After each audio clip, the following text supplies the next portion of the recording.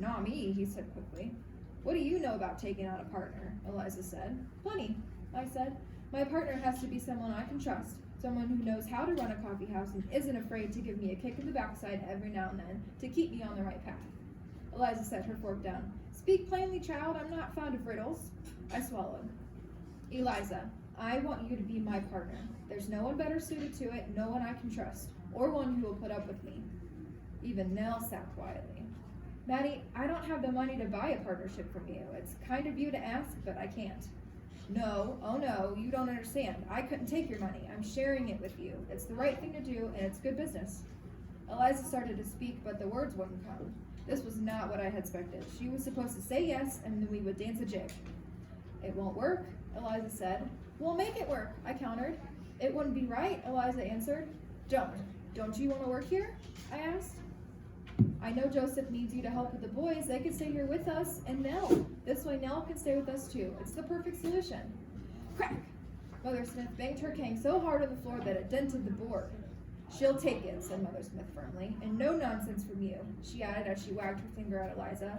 It's an opportunity, one you deserve, one offered from the heart. I know you, Eliza. You'll worry about shillings and pence, so save from your share of the earnings and pay out of that. She'll take it.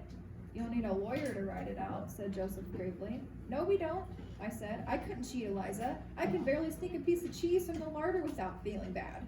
Joseph smiled. I wasn't thinking of you. I was thinking about others.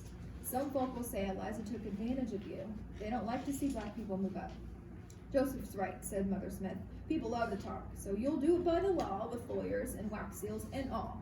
Say yes, Eliza, so I can eat my pie. Eliza looked around the table. It doesn't seem I have a choice, Eliza said. I leaned over and wrapped my arms around her. Nathaniel lifted his cider mug to toast the two of us.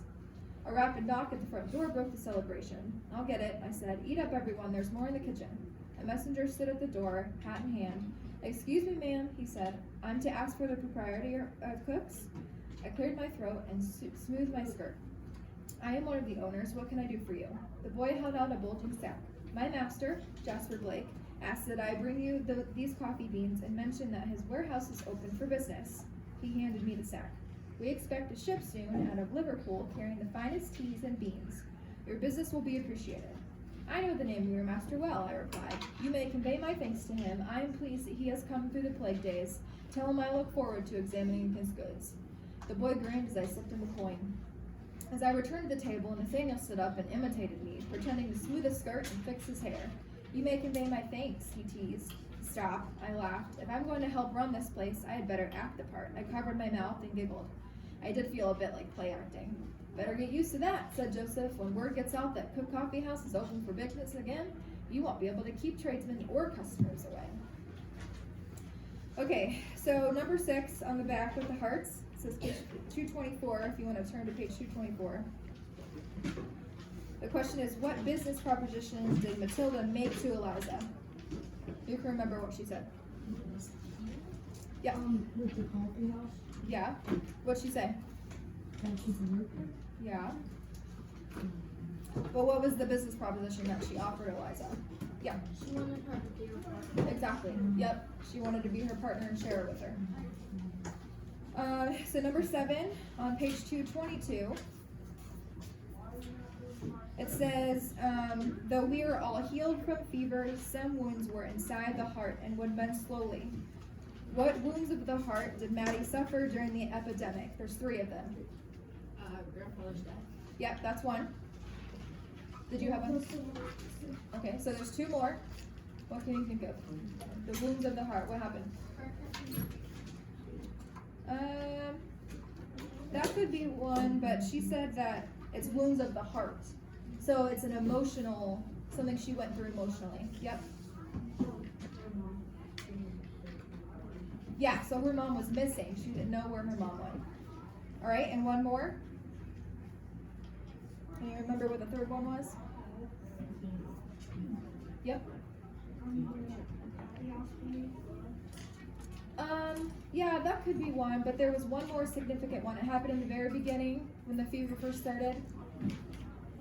Yep, there you go. So Polly died was one. Grandfather dying was the second one, and then throughout the book, not knowing what happened to her mother, that really weighed on her. Alright, and then number 8, Matilda and Eliza both have their strengths and weaknesses. Complete the chart below, thinking of at least one positive characteristic for each character and one negative. So we can do this together. Let's think of Maddie. What's a positive characteristic for Maddie? Yeah. She says be responsible. So she was responsible, yes, towards the end of the book. What's another one? She's a hard worker, yeah. Yep. Let's do one more positive characteristic for her. Yeah. Never giving up. Yeah, she was diligent. She never gave up. All right, so what are some negative characteristics of Maddie? Yeah. She's just a kid. So she was kind of childish in the beginning?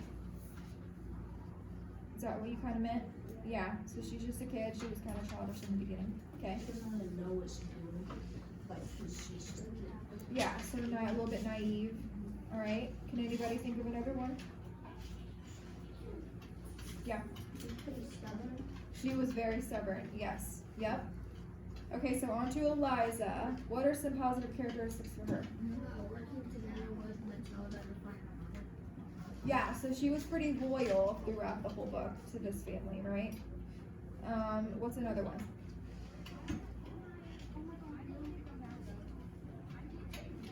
Yep. She's really caring because when she was in the acting society. Yeah, she's very caring. Yep. Let's do one more.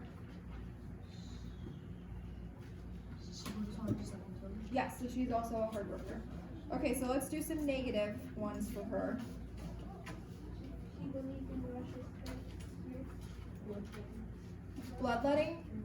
Yeah. I mean, I wouldn't call that a negative characteristic, but I mean, she had her side. She believed in Dr. Rush. So yeah, you're kind of right. Can anybody think of another one? A negative characteristic for her?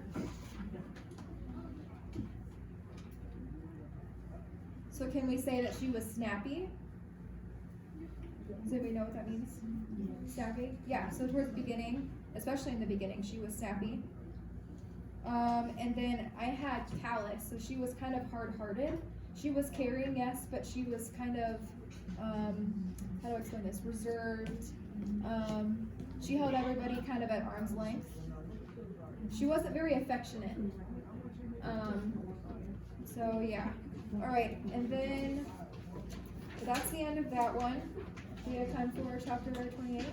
Yeah. Okay. You can at least start it. Okay, so we're gonna start chapter 28. And just put that paper off to the side and I'll have you turn it in before we leave. Chapter 8's on page 228.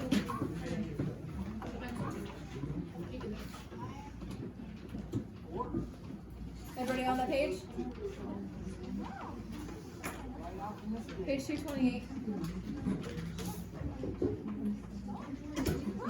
Yep, 228. Chapter 28.